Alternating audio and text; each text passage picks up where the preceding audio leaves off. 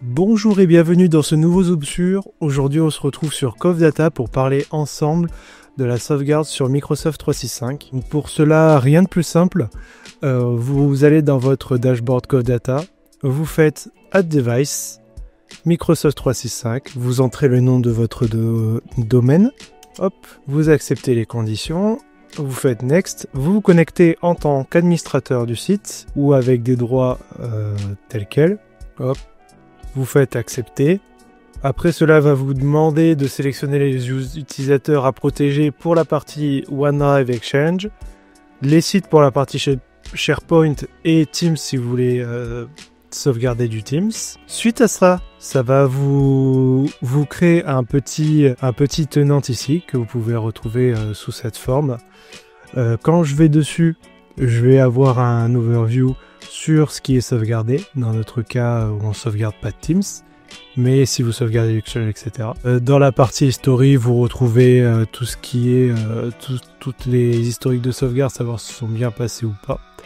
La partie Exchange et OneDrive vous permettra de sélectionner les utilisateurs comme au moment de la première configuration sur le tenant. Vous pouvez les sélectionner, indiquer si vous voulez les sauvegarder uniquement sur Exchange, sur OneDrive ou les deux. Alors petite note aussi, si jamais vous avez des utilisateurs qui sont partis, par exemple un collaborateur qui est parti de la société et que vous avez désactivé son utilisateur auprès de 365, pensez à bien supprimer dans CoffData ces données de sauvegarde en allant sur les trois petits points et en supprimant les données de backup, parce que sinon vous allez encore être facturé sur ces utilisateurs qui pourtant ne sont plus sauvegardés, mais les données de sauvegarde sont toujours présentes. Pareil, après vous avez cet onglet pour le SharePoint, pour tout ce qui est partie gestion.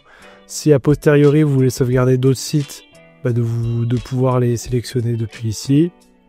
Pareil pour la partie Teams. Et ici dans Protected User, vous retrouverez tous vos utilisateurs qui sont protégés dans votre tenante, avec s'ils ont des licences, s'ils sont facturables ou non, et sur quoi ils sont sauvegardés. Voilà, vous pouvez retrouver ici toutes les jobs, donc tout ce qui s'est passé, si vous avez lancé manuellement ou s'il y a déjà des backups ou des restaurations qui sont en cours.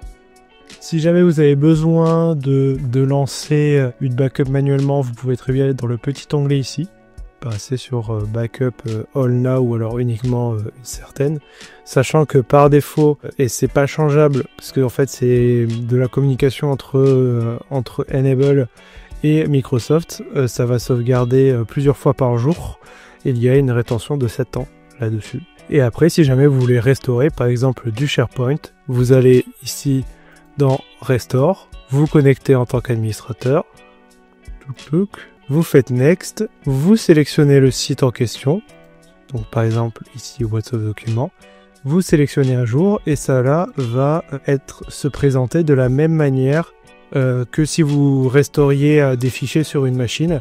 Donc comme je vous disais, vous voyez, vous avez plusieurs sauvegardes au cours de la journée sur le tenant 365. Et après, par exemple, je veux sélectionner ces documents, je vais pouvoir les restaurer soit à l'emplacement original, soit les restaurer à un endroit spécifique, par exemple dans un autre site, ou alors même au même sein du même site, de pouvoir créer un fichier spécifique ou un dossier spécifique pour pouvoir le restaurer dessus. Ça, ce sera à votre guise et à vous en fonction de ce que vous voulez faire avec.